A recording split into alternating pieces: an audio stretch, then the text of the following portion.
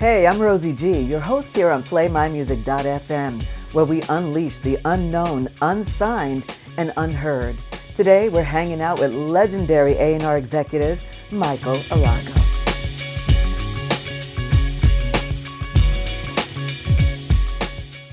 Thank you for coming and talking with us today. And you and I hung out at some of the biggest rock clubs here in New York, CBGB's, Max's Kansas City, Great Gildersleeves. and of course, our native Brooklyn, L'Amour's. Oh, yeah. What was the music scene like back then? Oh, the music scene was very vibrant. It was varied. There were so many types of music coming out back then. And of course, we were out every night. I'd be at L'Amour. I'd come into the city on the double R train and get to the Bowery, where, from CB's, you could walk to Gildersleeves. And when you were adventurous, you'd walk up the Bowery to Park Avenue and 17th to Max's Kansas City. But it was a very vibrant scene, and all types of artists, young artists, were coming out of that scene at that time. When was that light bulb moment where you said, I've got to be doing this now? Yeah, well, I knew from a very young age, 14, 15, I wanted to be in the music business. I had no idea what that meant. So I watched Dick Clark's American Bandstand. I watched Don Cornelius's Soul Train, and it just filled me up. And I thought, I got to do something. But I didn't know what it was until, as we fast forward, 19 years old, I go to School of Visual Arts. And I work at a pharmacy. And I saw a building on East 11th Street that was Casa Galicia back in the day. I used to go It was there. closed. It said, there was a sign on the door that said, Video Club Opening. I went inside. There was a man in the balcony. It felt like the Wizard of Oz. And he said, Kid, what can I do for you? And I said, I want a job. And this was Jerry Brandt. This was Jerry Brandt, the infamous Jerry Brandt, who gave me my start in the music business. In the 60s, Jerry started the Electric Circus on St. Mark's Place. He came out of the William Morris Agency mailroom, just like David Geffen. And at some point, he discovered and signed to Elektra Carly Simon, the Voices of East Harlem. I believe Jerry worked with Sam Cooke back then, and the Rolling Stones. Wow. Yeah, I think he was their agent at the William Morris Agency. From there, you went to Elektra Records, and all of a sudden, everything changed when you got that demo tape of an unknown heavy metal rock band called Metallica. Yeah, I just started my job at Elektra. It's 1983, and I don't remember exactly where I got this homemade cassette. It was a cassette going around the underground metal scene. At that point in time, I was friends with John and Marcia Zazula, who ran Megaforce Records. I was doing a demo with one of their acts, Raven. Gave them $5,000. I got back a fabulous demo, but I heard Metallica. And their distribution was kind of spotty, and I thought, this band Metallica, who made this record, Kill 'Em All, blew my mind. So you had to go see them live. I went to see them in San Francisco at the Stone. It was amazing. The charisma, the sweat that came off the stage, I knew that I wanted these people in my life. They were doing something so different. I had no idea what I was going to tell the folks at Elektra. So I gave Lars my business card, and I let it be. He called me months later, said, we're coming to New York, we're playing Roseland. At that point, I told John and Marcia, I don't want to sign Raven, I want to sign Metallica, and I've been talking to them. It made the label, Megaforce, furious. They wanted to sue me personally. They wanted to sue Elektra. They wanted to sue Time Warner. But, we made a deal that was very advantageous to them.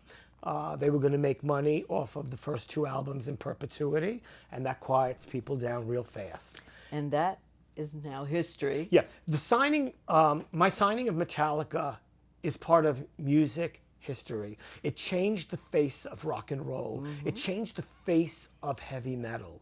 That after summer of '84, when I signed them, everybody wanted their own Metallica. Now, there were extraordinary acts out there. Oh, there's a One list. Metallica. That's true. And people can talk shit about them 35 years later, that they should have made those first 3 records because those were the records. But a band like Metallica and that history, you're damned if you do and you're damned if you don't. And you can't please everybody. But they have just made a record called Hardwired to Self-Destruct. It's 2017 and they're playing stadiums still. What a blessing. Yes, and and what Rock and Roll Hall of Fame? The Rock and Roll Hall of Famers. And they were just extraordinary from day one. They had their own point of view. They knew they wanted to get it out there. And I was the person at Elektra with major distribution to get it out there for them. Also, while you were at Elektra, you signed the legendary Nina Simone. I signed Nina Simone. How did you convince her Yeah. to record what would end up being her last fully recorded full album? Yeah. Love. A lot of white roses and champagne. I really, I'm being funny now, but I did always bring her white roses and champagne. I'd always loved Nina Simone. Nobody cared about that she was not on a label anymore. Mm-hmm. She hadn't made a record in years. She was troublesome. She was troubled. I didn't care about any of that. I knew about that raw talent that she had from the day she made I Love You Porgy in 1959, mm-hmm. and everything else she did, whether it was a George Harrison song or a Bob Dylan song, it was exquisite. And she always made those songs her own. And that's why I wanted to be involved with her, other than that I loved her so much, and I wanted to be a show-off that I signed her. She just finally said yes because she felt the love that I had for her. And I think she knew she could trust me. And whatever I said I was going to do for her, I would do, and I did. We made an album called A Single Woman, mm-hmm. and we made it with a 50-piece orchestra. We made it at Chick Corea's recording studio on the West Coast, and it's a beautiful record. It's a somber record. Her father had just passed. It was 1992. My dad had just passed. We knew we wanted to make a record about love, loneliness, and loss, and we did. We modeled that album after the Frank Sinatra record, A Man Alone, and the very last Billie Holiday record, Lady in Satin. Billie's voice then was shot. Nina's voice was shot. She mostly spoke, but she knew how to carry a tune still. Mm-hmm. You're not a pro that long, even when your voice is shot, and not know how to carry a tune. Mm-hmm. But, we fix stuff up in the studio when need be so that it would really be so beautiful and perfect. And that I also felt she wasn't going to make any more records. And she didn't. This was her final full-length recording. Andre Fisher produced it. Andre was the drummer in Rufus. Oh, wow. At the time, he was married to Natalie Cole, and he made a beautiful, beautiful sounding record. Yeah, the orchestration is awesome on that record. Very somber, very beautiful. It was an exquisite recording, and I'm glad I got to say that I made her last recordings before she passed. While you were at Geffen, you ended up signing White Zombie. Mm-hmm. Tell us how that came about. Oh, gosh. I heard about White Zombie from my friend Daniel Ray, who at the time was producing the Ramones, working with Iggy. He was in this band, The Masters of Reality. He said, there's a little band I want you to see. So there's a restaurant on Lafayette Street called Indochine. Under Indochine, there was a dark room that they decided they're going to have rock bands in. So I go see White Zombie in this little room, and in the corner, in the back, in the dark, there was a band playing. It was noise. There were no songs. The dreadlocks were flying all over the place.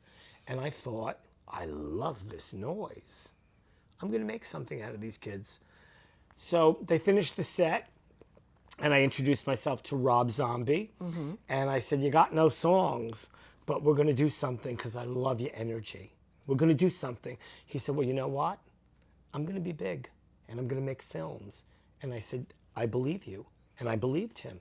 And the next thing you know, I signed them to Geffen Records. And to this day, they are very popular. Even the younger generation has heard of them. They were an incredible crossover. And he's also doing films, horror films, right? Rob Zombie makes horror films. Yes. So he lived up to the promise of everything he said to me, in the early 90s. Yes. Stay tuned for part 2 of my interview with the legendary Michael Alago on our YouTube channel as we continue our conversation about music, the release of his documentary film, and the independent music scene. PlayMyMusic.fm, unleashing the unknown, unsigned, and unheard. We'll see you soon.